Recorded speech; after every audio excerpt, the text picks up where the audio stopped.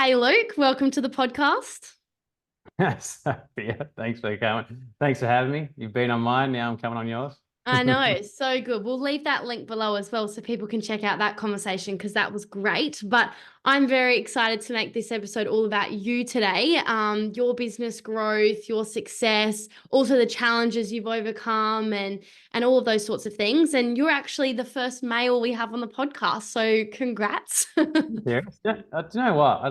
I've actually been the first male probably like, I think this is my sixth time. Really? Uh, why do girls not let males on their bloody podcast? I love men. Go I'm all girls, about come that. on. Yeah, I know. No, I'm all for it. I just suppose I Yeah. attract mostly women, so that's just Yeah. generally been the flow, but not opposed to it at all. Hence, you're here. So I'm really excited. Okay. Well, I hope I open up more male guests for you, yeah? Yeah, for sure, for sure.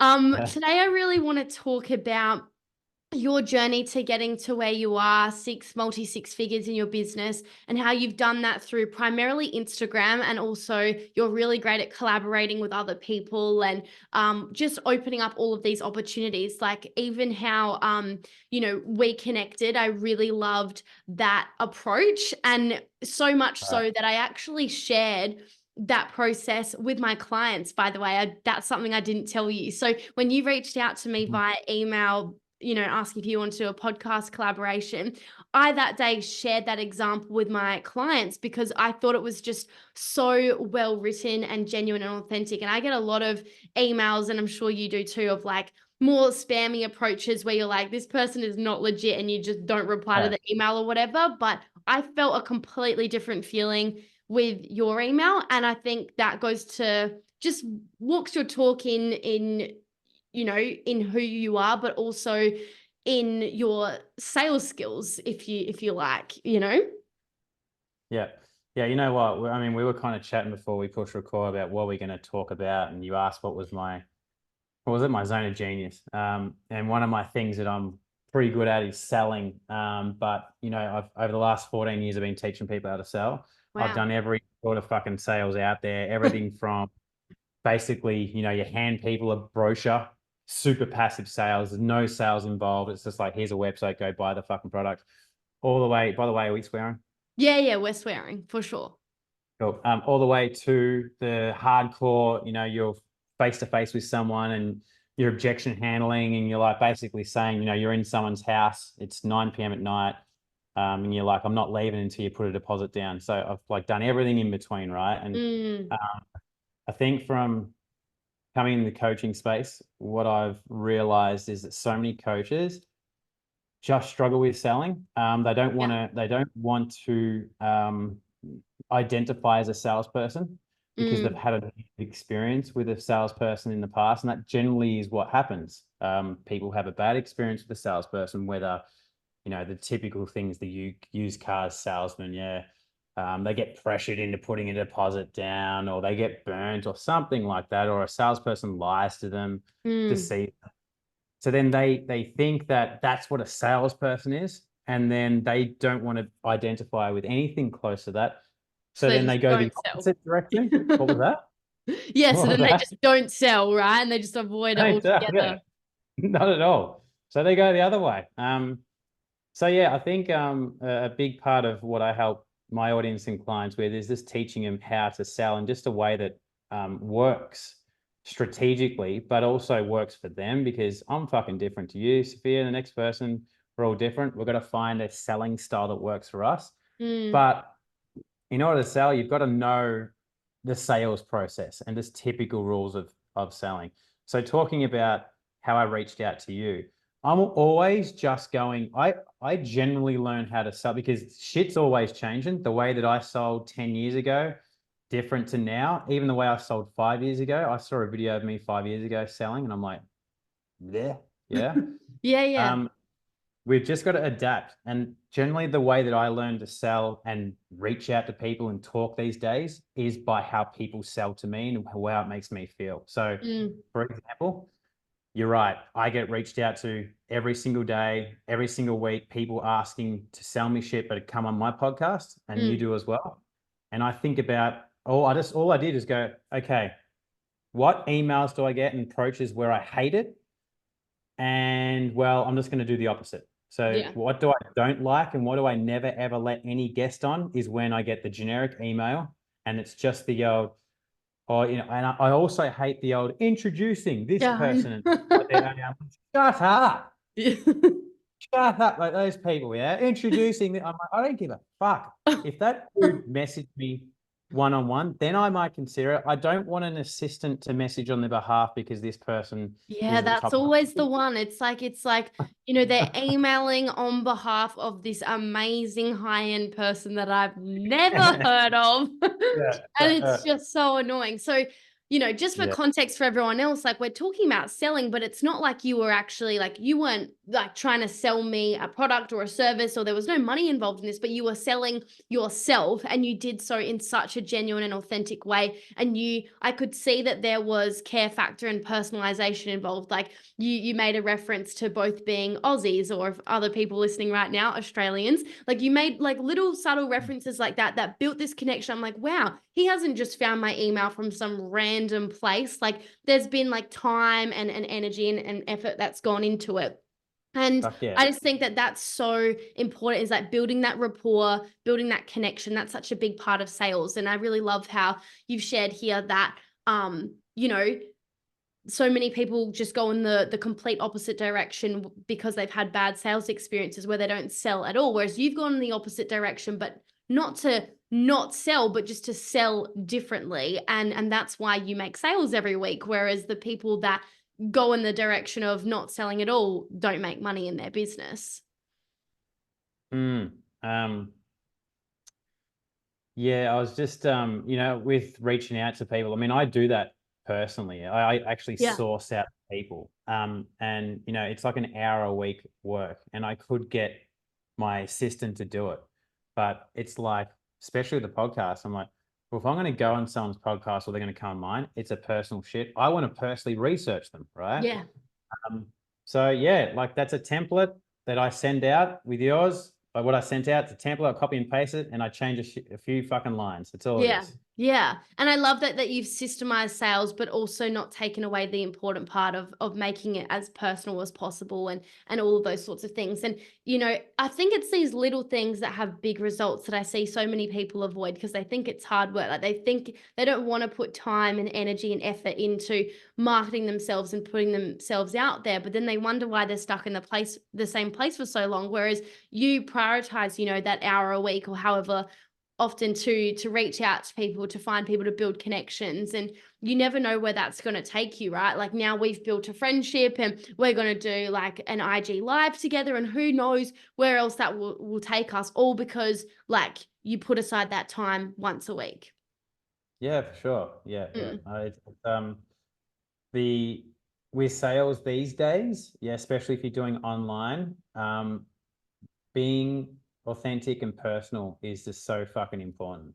You can deliver a message to someone and they feel like it's a personal message, you're basically in with a chance. Now your offer's still got to be fucking good, but the first thing is you've got to be able to get their attention.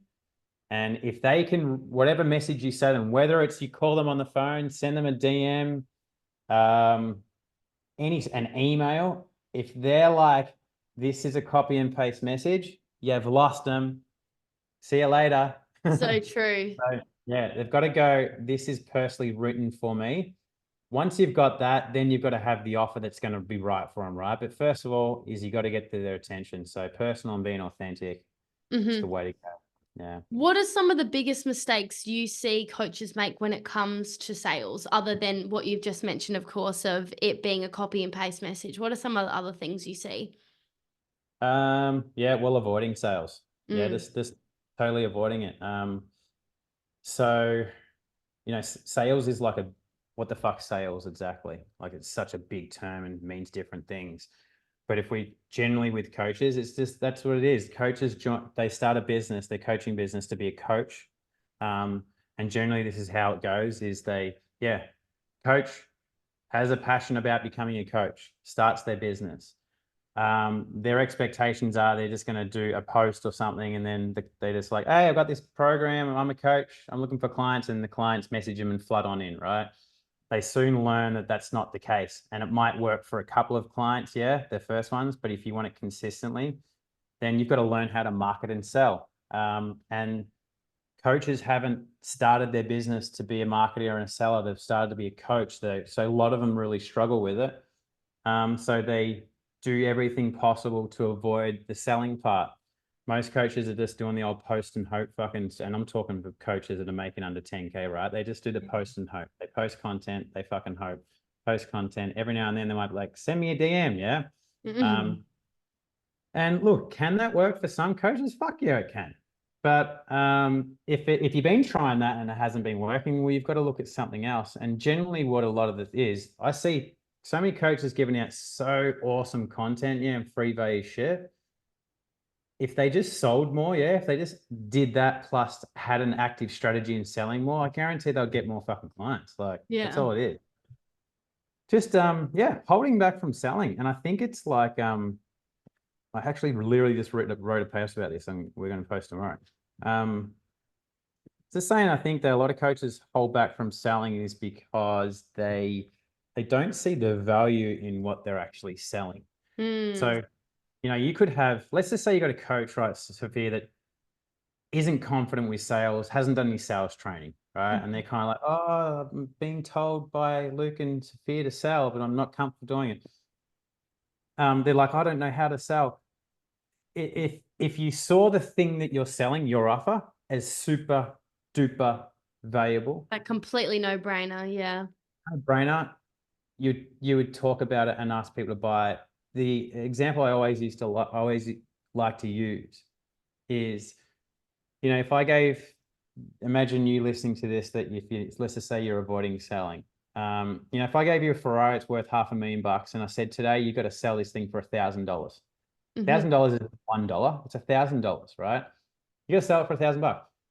You won't have any issues asking people to buy it because in your mind this is a fucking true. Great analogy. Yeah. No, so it's like if you saw your program as the same thing, that it's stupidly good, you would ask people about it. So what's happening is that you're not seeing your program as that. So I guess two things you got to kind of do is that what can you do to add more value into your offer?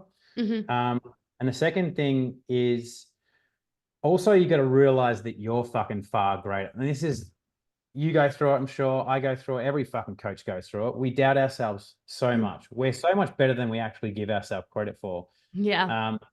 So it's this massive fight in between. It's like, am I good enough? Am I worthy of this? Can I be charging $2, $3, $4 for my offer?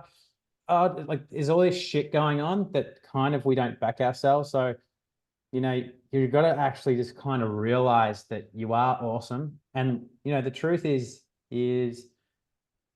if everyone in this world, 8 billion people, knew about your offer, would you have more clients right now? And the answer is yes. Yeah. Yeah. So you, me, and the next person, we can all be helping more people, regardless of us, without us learning anything more. Yeah, just have more people in front of us, grow our audience, is what you're saying. Yeah.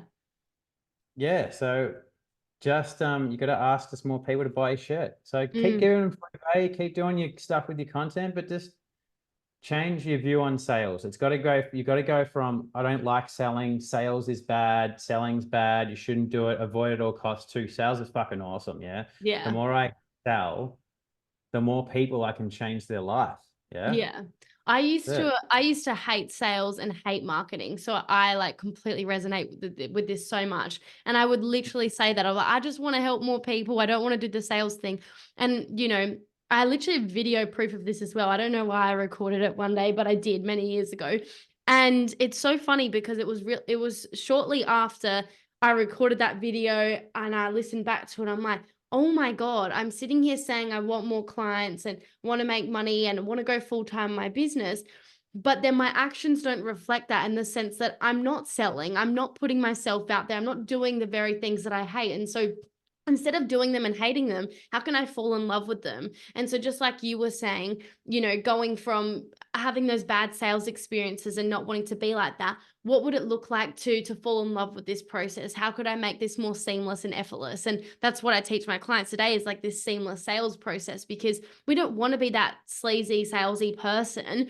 I don't think anyone wants to be that. And it's always painted in movies of like these salespeople are just presented as in such a bad light. But actually, like, sales is so important, because like you were saying, if you really believe in what it is you're selling, like, that's going to change people's lives. And we're actually doing it all the time without realizing as well. It might not be our own offer, but it will be other things. Let's say you went to a really amazing restaurant and it was just so good. Like, you're probably going to tell your friends, like, oh, you have to go to that restaurant, it was amazing. And like, and that's so much more effortless, because you don't have that attachment to it because it's not your thing. But if you can just see your offer is so valuable, and you know, and become detached to it, then you're not going to make it mean something whether someone says no or yes or whatever, because you're just so sold on it. So I really like your points there. It's so true.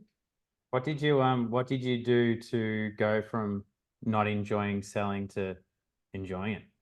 Yeah, so I guess, you know, in the beginning I would say that I hated sales and marketing, and really I wasn't even educated on it, to be honest. You know, like, my extent of knowing what sales was like needing to message people who, you know, didn't want me to contact them, and then also like following a sales call script. But like you just said, which is amazing, it's like when you build confidence in yourself and in your offer, you no longer have that mind drama about assuming what people are thinking and feeling, and all of those sorts of things. So I guess it was just educating myself on other ways of selling, and building more confidence in myself and my offer. But definitely a big turning point for me was selling off the back of events where I was giving a lot first, and that seemed to make me feel a lot better, instead of just selling or just giving, which just made me feel shit as well, because I was doing all these things and not getting results. I'm like,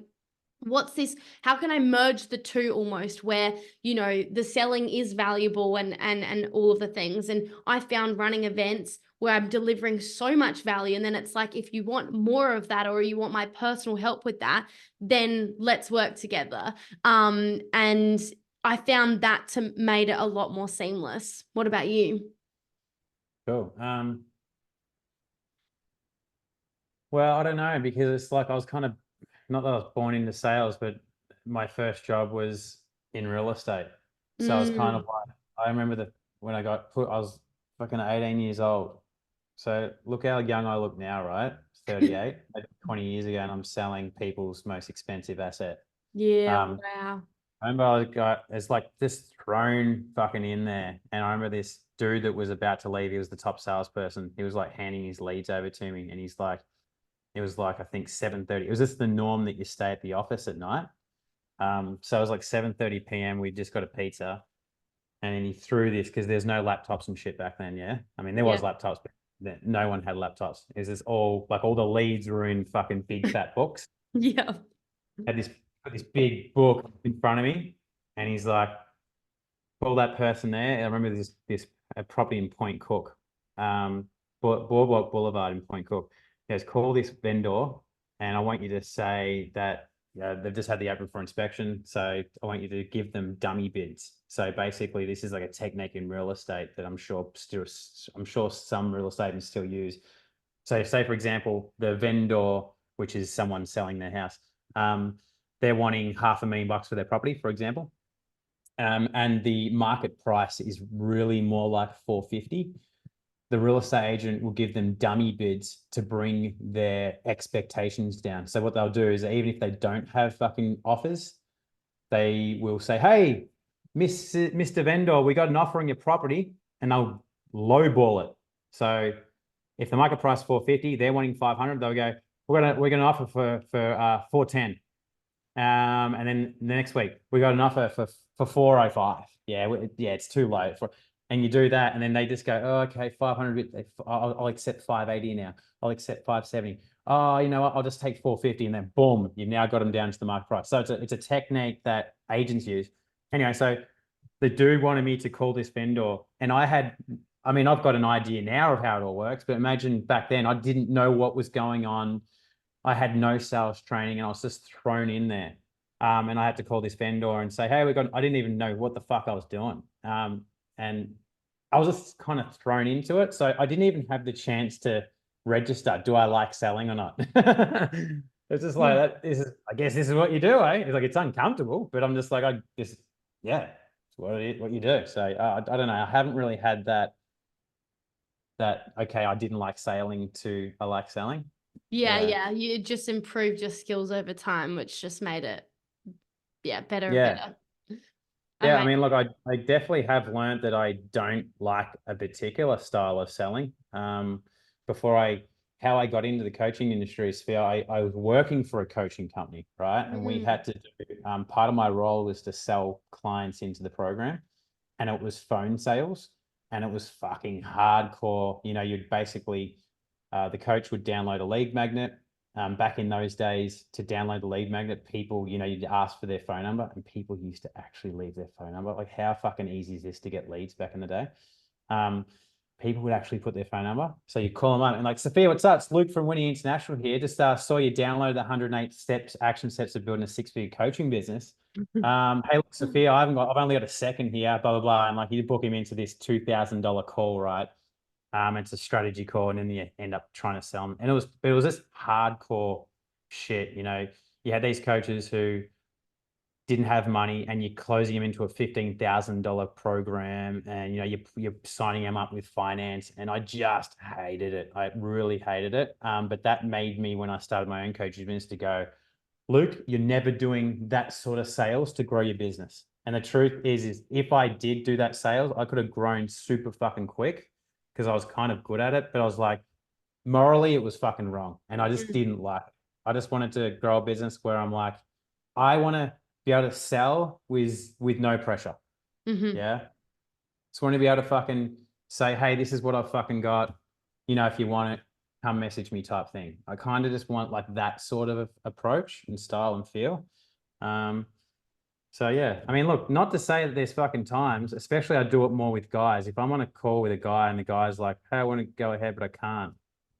Sometimes I fucking will call them out for sure, because that's just like, some dudes need to be called out. I'm more comfortable doing it with guys than girls.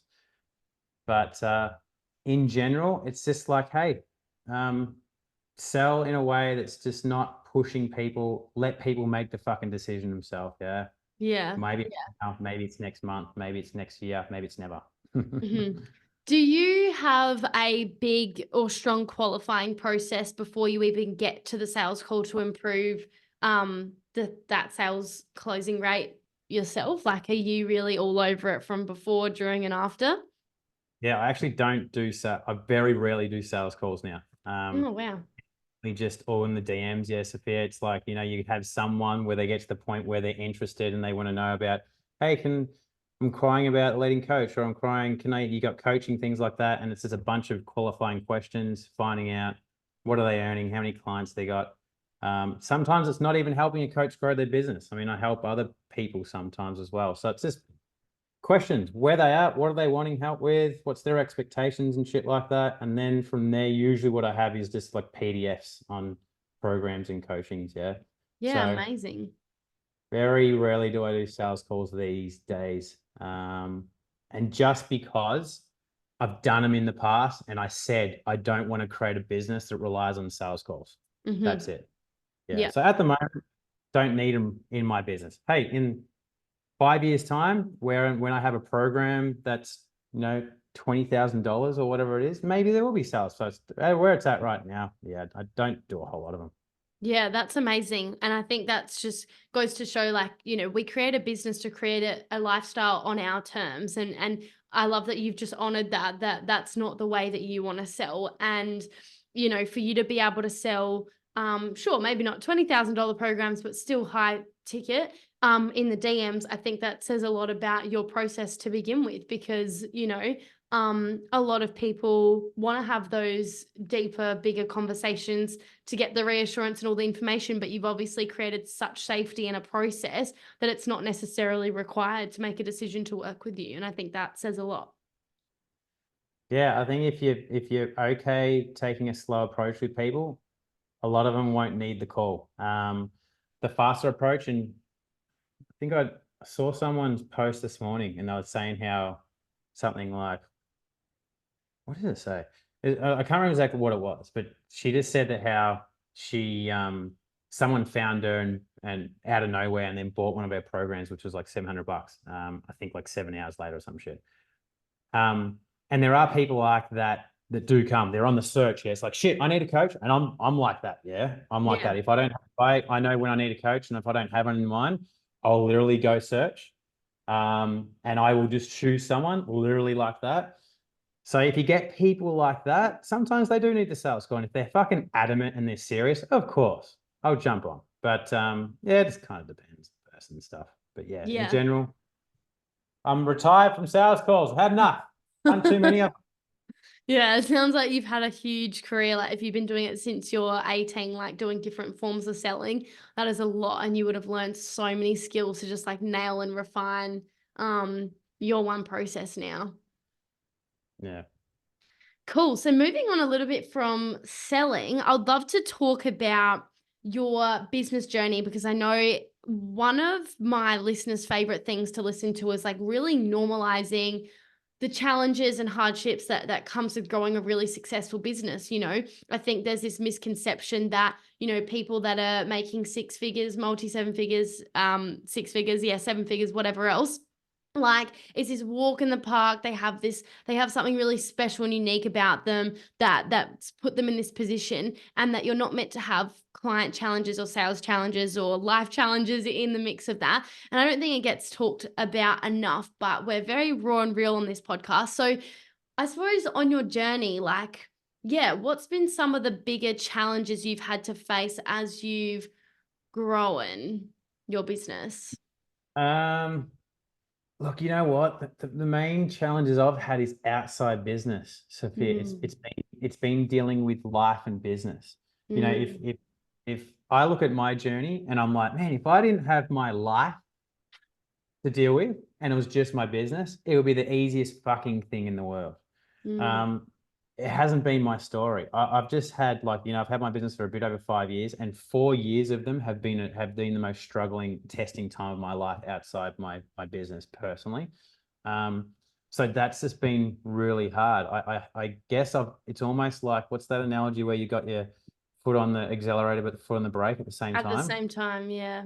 That's what it really has kind of felt like. I felt like I've had this massive weight holding me down. I've got these dreams and vision of wanting to grow this massive business, but I'm just being held down by the constant shit that's happened in my personal life.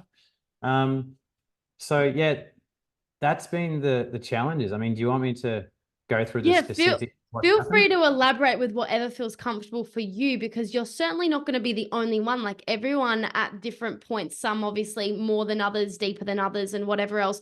But everyone goes through life stuff, And I think the challenge is, but it's so important, is learning how to juggle both at the same time, right? And Yeah. it's incredible if you've gone through such challenges and still been able to grow your business like to where it is now. I think that says a lot. So you've obviously, whilst it might not have been enjoyable at times, you've obviously learned how to juggle both at the same time. Otherwise, you wouldn't be doing this. But yeah, feel free to elaborate on anything if you feel like it would help others for sure. Yeah. Well, okay. It all kind of started. So I grew. I started my business in 2019. 2009, the first year was fucking sweet as, yeah. Hmm. When you get started, you're pumped, you're excited. Things moved along. Like it's not like I was a millionaire, but as in I got clients. I think I got my first client within 12 days. I think it was 12 days. And I just followed. I was like playing a long-term game. I'm like, I wasn't in a rush. I was enjoying it. And I Love was just that. like a client. And then I like got another client and charged a little bit more and a little bit more, a little bit more. So I was just like, I was making progress. It's fucking great. Great. Yeah. Uh, the second year is when shit started to happen in my personal life. So COVID come in. That was fucking hard. Living in Melbourne, our lockdowns were just really bad here. Really, really bad. Mm, Um, so that, I guess, where the kind of the emotional stuff started to come in was when there. Yeah. I mm, was like being a coach, as you know, you got to show up for your audience and be this fucking superhero figure. But then when you got the shit in your life, it's almost like you're living two lives. And it's not like I wasn't hiding it. I was still saying, hey, this is what's going on. But you still have to show up as a demon. You know, you still Yeah. have to be an awesome content for your clients and shit like that, having the energy. Yeah. And it was, I guess I just didn't have the fucking energy to really do what's required to really break through fast. So I've grown consistently over the last 5 years, but it's been just slow as fuck, slow growth. So yeah, COVID. My wife and I didn't get vaccinated, so that was really hard doing, like facing that in the Yeah. world and doing that. So that was majorly heavy. We had a miscarriage Wow. because we were trying to get pregnant. And then we had my dad, sorry, in between COVID, my dad got diagnosed with cancer, and it was a cancer that one of my good mates died from 2 years ago. So I knew the fate of my dad, even though all my family were like, we can beat this. But I knew that my dad was going to die very quickly. So I had to, with my family being, Luke, you don't know what you're talking about. And like, we can get through this knowing that my dad's going to die soon. That was fucking hard. And in the middle Wow. of lockdown, so being hard to see, even my parents, I had to break fucking lockdown rules to go, that's what I was doing. I was driving my parents' house, breaking lockdown rules to see my dying dad. Like Mm. all this pressure going on. It's like, you're meant to be in your home, people saying, what are you doing driving down there? You're dangerous doing that. I was just like, oh, what do I fucking do? Like, do I waste the last moments of my dad? So it was constant shit going on, right? Wow. Um, what else is going on? Then my dad died. We had our son was born, and that's another life-changing thing. Mm. Uh, and then we went through financial fucking stress because then it was down to me, one job. And then the kids come through and then the expenses go up. And then the mortgages, we've got two houses. Our mortgage is doubled. All Mm. the expenses doubled. So the financial stress came. Then my wife and I went through, our relationship started breaking down. So literally for 4 years straight, Sophia, it was just shit after shit after shit after shit after shit. No break. No Mm. like, oh, it's okay. Now relax. Things are good now. It was literally shit after shit on top of each other. And then, yeah, you've got to grow your business, which is hard enough. That's challenging. Yeah, So listen. just having all that, yeah. Wow, that is a lot. I think one of those things on its own is difficult. And I don't even live in Melbourne, and yet I feel like I have trauma from what people in Melbourne went through. Like I would see these videos or have friends there, and I'm like, I do not know how you guys did it, because my partner and I were the same. We also chose not to get vaccinated, and yeah, you really, really copped it. Now I we didn't get, get it. yeah, no. So now we get apologies because, now it's all come out that that was not necessarily the best thing to do after all. Um, Yeah, but everyone's entitled to their own opinion. I respect whatever people do, but it didn't really come back the same way. And yes, sorry. I can't imagine what it would have been like in Melbourne, which was arguably one of the worst places in the world to be during lockdown, just based on the rules. It was talked about all over the world that Melbourne was the worst. Yeah, it's fucked. Wow, that's a lot. I'm really sorry to hear that you've gone through all of that. Are you somewhat getting on the other side or on the other side now? Yeah, like it's like I would say it's kind of, where's the official turning point? I really thought May last year was started to turn, but then things dropped back again. Like my wife and I's relationship took a turn because I was kind of like, oh, things are getting better. And then I think it was like a month or two, things are getting better. And then my wife and I's relationship started breaking down. So then and you know what? That's been the hardest thing by far. Yeah, Um, that's not and fun. that's the heavy. It's been like my dad. Look, it sucked that he died, but it was kind of like, yeah, I had a year and a bit to almost grieve him because he was Mm, still alive for a year. But I'm like, I know what's coming. So when yeah. he died, almost like I'd had a year to prepare myself. Um, but yeah, my wife and I's relationship breaking down. That was so fucking heavy. Yeah, that was the hardest thing. And at the point where we would go through times where we just hated being around each other, and the energy, yeah, in this place was Mhm. just bad energy. And then I got to fucking do some sick videos that are the opposite. And I got to jump on a coaching call. That's the opposite.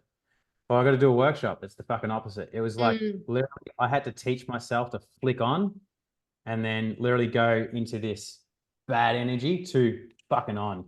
And at the end of the day, you can't fake that shit. yeah. Can't fake Yeah. it. So I think what was happening was um, people just felt it, whether they consciously felt it or they subconsciously felt it or some other way, they felt it, and it slowed the growth of my business down ultimately. So yeah, this year definitely has been the point where it's like things have got better month after month. My wife and I are getting relationship coaching now, and things are getting better there, and it's kind of it's awesome to get starting to get us back again. And because of that, I just know what's going to happen with my business over the next 1, 2, 3 years because I don't have the weight anymore. Um, and you mentioned about that. You're sorry that all that shit's happened. And I totally get it. That's what you would say. But it's what I've needed, Sophia. It's what I've needed to happen in my life because prior to that, everything in my life came easy, and I was a weak motherfucker. Gave up way too quickly.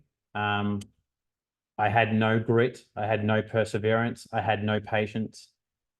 All this shit that's happened over the last 4 years has prepped me for my vision that I've been telling the universe for fucking so long.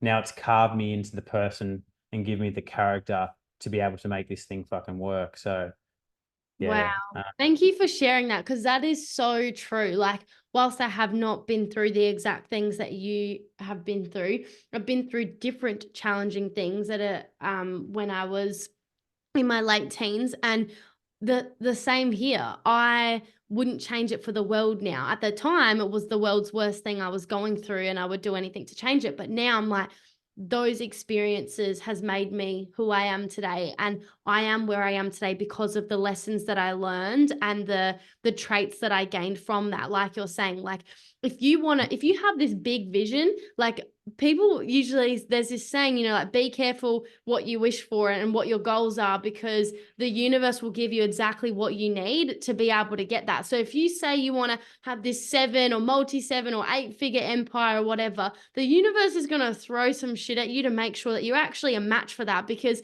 not if you were get to get to that point, not only are you holding that, but you also have to be able to hold equal of the opposite. And I think that's where that saying comes from, like, more money, more problems. Not to say that having money is a problem, but the higher you go in terms of wealth and quote unquote success with whatever that looks like, there's going to be challenges that come thrown your way more often, and you need to be able to handle them. And I think that's why we get given these challenges, to learn the lessons that we need to become the person that we need. Because if you want to have this amazing life, like, you've got to be a match for that. And so I love that you can see that despite, you having, you know, had to go through huge amounts of loss and hardship, that it's actually given you everything you need to be able to create the impact, the income, and the fulfillment that you're after. And you know what? You know what's funny about it? When you got to have your little origin story. Mm, I remember when I started my coaching business, I'm like, I don't fucking have an origin story. now I you mean, not do. that I haven't been through shit, yeah. I'd Yeah, been yeah. through shit that made me driven in life in my teenage years, but I'm like, what's my origin story that's going to relate to coaches? I don't really want. I seriously, and I was trying to fucking make one up. I'm like, I don't have a good one, but now I've fucking got one, which is You awesome. sure do. And what I love about it, Sophia, is that at the end of the day, the only thing that's going to stop a coach from getting their dreams is giving up. And now I can fucking tell people, don't give up. Yeah. Yeah, if you can show up despite all of that going on at once, you can do anything, I reckon. And I think one of the important things about being a CEO is being able to switch, like, if we can't, like, the owner of Coles or Woolworths, which is the supermarkets here in Australia, like, if the CEO is having a bad day, he's not like, oh, I'm just not going to open today because I'm having a really shitty day. It's like, no, they say that they're open from 9 till whatever, 7. So they're going to do that, you know? And so I think that's one of the biggest challenges of being an entrepreneur, is that you have to be able to switch between CEO mode, which is not making decisions or things based on emotion, versus your personal life. And it's really challenging to do, which is why a lot of people struggle. And I think this conversation has really normalized that, A, that happens, and B, that, yeah, if you can do it, then others can do it too. Yeah. And if you Yeah. get the support, and you don't give up, like, you can move through it. So I love that, you know, instead of you just settling, oh, now I'm just going to have a shitty relationship with my wife, instead you're like, no, let's go get support to change that, and so forth. And so I love that you walk your talk from that lens, because it's so easy to not do that, because that is hard, but so is ignoring it. And I think, you know, people need to choose their hard, you know, because, like, sure, like, they both have trade-offs, and I'm glad that you chose to get the support and to take the actions to create the life that you're after, and that's amazing. Yeah, it's just like, get a vision that you're passionate about, and if you seriously want it, you can fucking do anything. And Yeah. it's going to be hard. Yeah, it's no different from me growing my business to healing the relationship with my wife. Both paths are uncomfortable, Yeah. but it's simple. Figure out what you want and then just fucking go for it. If you're expecting it to be easy, then it won't be greatness. Yeah. Nothing that's great is fucking easy. So if the thing that you want is just a simple thing in life, it's no big deal, then it probably won't be hard to get. But if it's something awesome in life, if you want to live a life that is, you know, like the 1% or even the 0.1% or even the 0.01%, if you want to live a life like that, then it ain't going to be easy. Yeah. Because Yeah, otherwise, otherwise everyone would have it. Yeah. yeah, everyone's Literally. never going to have. There's only a reason why there's only, you know, maybe a million people in the world that have a really extraordinary life. And if you want to be one of that million, you've seriously got to walk down a fucking path that Yeah. 7,900,000,000 ain't willing to walk down. So I don't know. It's just like that always pops in my head. I always like to use the example of the general coach's dream is a 1% chance. Yeah. So And true. I always like to say, imagine you're in a room full of like 100 coaches, yeah. Mhm. You have to be willing to do what 99 of them aren't willing to do. So it's kind of like, you know, let's just say you got someone that, hey, you can grow your business, but you've got to go out and walk down the street and hand out business cards. I'm not willing to do that. Well, would be someone in that room of 100 be willing to do it? I guarantee they would. So that person becomes the 1% and gets the dreams. You don't, because you're just part of the 99. So I always like to think about that little That's example. so true. Uh, That's so so powerful. That's such a good analogy. Again, you're really great with metaphors and analogies. yeah, Because it's so James true. Wedmore. Pardon? James Wedmore. Yes. Yeah, so James Wedmore coached me for probably 4 years, and he's the fucking best at metaphors and analogies. And he said, if you want to be one thing, he goes, get fucking good at metaphors and analogies. I don't even reckon I'm good. So thanks for pointing that out. You give me a little bit of confidence, because I'll be like, I look at him and I'm like, fucking, how's he do that? I No, always you've like, just given so many metaphors today, like the Ferrari and now that one, and so forth. And I think it's so true, because it makes people understand it at such a deep level. And you know, it's so funny, because I don't think I've ever talked about this online ever, but this conversation has made me feel like I should. Because I, you know, was that person back in 2020, when I first started my business, that was walking outside at night in the rain, putting pamphlets that I had printed in everyone's letterboxes oh, good. to book a Oh my God. coaching. And it's Yeah. so funny, because, like, it didn't work. You know, I never had an inquiry, but, like, Yeah. you know, like, I don't know many people that are willing to do that. Like, if I was just anyone No fucking- watching me do that, I would have looked so stupid. Like, it was literally pouring down with rain. I'd made these pamphlets on Canva and printed them all out, and I was looking for the most expensive looking houses and putting my pamphlets in there.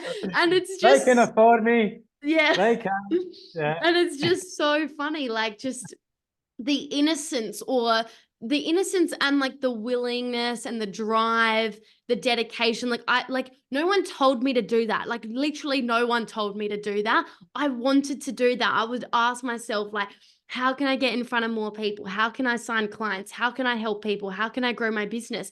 And I think a lot of people just don't even ask themselves that. They're just like, why haven't I grown my business? Why does this suck? Why is this hard? Why does this person have it and not this person? Instead of like getting resourceful and just finding a way, you know? And this is like probably really triggering for some people to hear, but I just think it's actually essential if you're triggered, there's probably something in this that needs to be shifted and changed if you want a different result in your life. And so I hope it's like a loving wake up call for people, because it's just, you're so right. It is a very small percentage of people that make it. And so how are you going to show to yourself, to the universe, and to others how badly you want it? And not from a desperation place, from like a drive place, from a priority place. Because if something is important enough, you'll find a way. Like I always use this example of like, you know, people say they don't have money or whatever. May be true, may not be true, whatever, doesn't matter. But like if your child was all of a sudden dying, you'd find the money. Like you'd literally find a way, like, because that's such a priority. And I think, whilst that's such an extreme example, I think it's just important to see that in context of like, if something matters, instead of you just shutting off your brain being like, it's not possible or I can't, you would find a way, Yeah. I've written down two things I want to comment on what you just said. Mm-hmm. Is about, I don't have the money. I love this one because obviously in sales, it's the most common objection you're ever going to get. So you've got to learn it to handle. How do you, I don't have the money. How I would handle, I don't have the money. 5 years ago is way different to now, because it's just around about my belief in it. I have not had the fucking money, and I always find the money. Like I always invest in the coach, and no matter how tight things have been, I always tuck money down. It's a load of bullshit. I saw Richard Branson. This is the thing that changed my belief in it. I saw Richard Branson probably 10 years ago speak. And he said that billionaire, he goes, look, take away all my money, take away all my companies, take away all the connections I have and shit like that. He goes, and I'm broke. He goes, I'll get it all back. And he goes, I'll get it all back simply because of this fucking thing. So it's not that you don't have the money, it's that you don't have the fucking mindset. So it's not that you don't have the money, you don't have the mindset. And Richard Branson proves that by take away everything I've got, I'll get it all back because I've got the mind. It's not about the external things. It's about having the mindset. Because like you said, if your baby was dying, you'd fucking do whatever it takes to get that money. You would get another job instantly because, people technically say if you want to get more money, right? Reduce expenses or increase your income. The easiest way to doing it is, well, reduce your expenses. What are the shit that you're buying? Stop buying Netflix, stop going out for restaurants, stop getting takeaway. Simple, right? That's the majority of people would be able to afford extra stuff that's going to help their future by just taking away expenses. If that's the case and you've cut all your expenses down and you need to make money in income-wise, easiest thing, go get a job. I can't get a job. Bullshit. Go walk down the street right now, walk into every single shop and go, I need a job. I'm willing to do anything. I'm fucking awesome. Yeah. And whatever it is. Literally. You can do it. There is so many jobs out there, like so many. Like my job was literally walking rich people's dogs at one point. Like I was willing to do anything, like, that was in line with my values. Flyer in the collar. Pardon? You should put one of your flyers in the collar of the dogs. Yeah, exactly. Like I was willing to do so many things because, like, I don't have parents that I can financially rely on and never have been able to or anything like that. So I knew that if I wanted, I had a driving force if I didn't want to have a life like them where they didn't have money to do certain things and whatever. So I had a huge driving force and I just wasn't going to let any excuse. I don't have a university degree. I got shit grades in school. Like nothing's come easy from that lens. And yet I just none of those things was going to stop me from step by step building a life that I desire. And one point I had 5 jobs at a time and I was working nonstop. But it's like I didn't even complain about it. Like I loved it because I'm like, even if it's like one brick at a time, $1 at a time, or I was like getting myself out of a life that I didn't want to live and towards a life that I did want to live. And now I live a very different life, but it all started with the drive that I had even then. Yeah. what was I going to talk about? When you're doing the letterbox drops. Mm-hmm. Yeah. I always talk to this about clients. Very, very rarely do they do it. But I'm like, offline marketing these days is a major opportunity for a lot of people simply because the competition's stupidly low. Mm. Where the more competition in a market that you're in, the more sophisticated you've got to be as a marketer and a salesperson, right? So take social media, for example. I think, what is it? I think it's like, I can't remember the number, but it's either 1 billion or 100 million posts Mm-hmm. on Instagram a day, something like that. Mm-hmm. So when you post your little reel, you're not only competing for the attention of your target market against other coaches in your niche, you're competing for the attention of your target market against people like Taylor Swift, Mm. Beyonce, Chris Hemsworth. I don't fucking know. Mm. Like legit. So you've got to be fucking awesome. You've got to be so good. You're competing in a stupidly competitive market, being social media attention. Now, if you walk down the street, you can walk up to someone and get their attention, and you've got no one behind you trying to get their attention. So true. So offline marketing, there's so many opportunities that it's almost like, oh, that's the thing they did back in the 80s when there was no internet. We don't do that anymore. It's actually rubbish. I always say I've got a client that helps mums, and I've told her and told her, and she won't do it because it's just kind of not her. I'm like, all right, maybe she will one day. But I'm like, you help mums, you know exactly who the fucking mum is on the street because they're pushing a pram. You Mm. can walk up and go, hey, what's up? My name's, I help mums do this. Here's my business card. You ever need help? Give me a call. Follow me on Instagram. Yeah. Or even Lead gen. having like at a gym, like in a creche at a gym or on a billboard somewhere where mums go, like put a poster up, like it's just simple Yeah. things like that. You never know. Yep. And it's just like, it's if you play a long-term strategy and you're like, okay, I'm going to post on Instagram, plus I'm going to hand out business cards, plus I'm going to drop a flyer in the fucking in the gym. Like these things add up. They add Mm. up. Yeah. But if you're like, oh, I'm just going to post a flyer here and then I'm going to sit and wait and okay, I didn't get inquiry. Oh, it didn't work. Yeah. See, Luke, doesn't work. Fear doesn't work. Mm. I told you. Yeah, it's I don't know, like just do a bit of everything. But these are what people used to do before there was any internet and social media. People got off their ass and had to walk out and actually speak to people. So yeah, don't rule off offline marketing. I think it's a really cool opportunity for some people. Yeah, for some coaches. Yeah, and I think like, a combination of a few things is always key, right? And I've gotten so many clients from in-person stuff. Like literally my craziest story is when I was on a boat with my partner and we were going like shark cage diving or whatever, and we Oh, got so seasick. Like my goodness, yeah. we were just throwing up for 8 hours straight. And this like lovely lady, like she was like my age, was looking after us a lot of the day because we were just absolutely pathetic. Anyways, so she witnessed me at my worst, like literally throwing up all day, like I was useless. She, I kid you not, became a client because we were so grateful for her.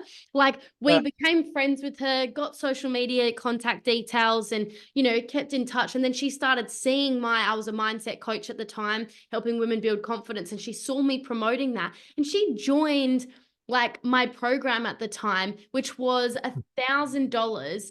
And she even came to like an in-person like sister circle event, mini event I did at my place once. Like she did all these things and she saw me at my worst, like throwing up. And so if I had not exchanged contact details with her on social media or built rapport outside of me throwing up or all of those sorts of things, but Don't I report would. outside throwing up. That's a Yeah, ripper. I know. And it's like, that just wouldn't have happened. And so, you never know when an opportunity is going to come your way. But if you're not open to it, you're not aware of what's possible, you'll miss out. There's opportunities all around. Yeah. Did you go? It was at Port Lincoln. Yeah, poor Lincoln. Didn't even see a shark. So let's not talk about Anyway, it. oh, damn. It's going. We did. great white diving in South Africa. Wow, that's We cool. were we were like sailing out to the little spot where all the white sharks are, right? And then the person's like on the speaker, or not on the speaker. There's like, I don't know, I think it's like 20 people on board. They're like, hey, just so you know, there actually hasn't been a lot of great whites around lately. I don't know what's going on, but they just haven't been around. So we might not see any today. But there's heaps of bronze whalers. And we're like, we're on a bloody, the boat's like the great white adventure. I'm like, we're here to see great whites, not bronze whalers. But luckily we did see one. So Amazing. So good. Hey, this has been the best conversation ever. Such a deep conversation. Thanks so much for being raw, being real, transparent. I know that this is going to be an episode that people love and will come back to time and time again. So for those that want to connect with you, work with you, learn more about you, where can they find you? two places. If you're in a podcast, the Luke Page podcast, I actually interviewed Sofia, depending when this is going out, but episode 181 thereabouts is with Sofia. If you want to check her out as well. But over on Insta at Luke_Page. So good. We'll link all of that below. Thanks so much. Really appreciate it. Thanks. Yeah.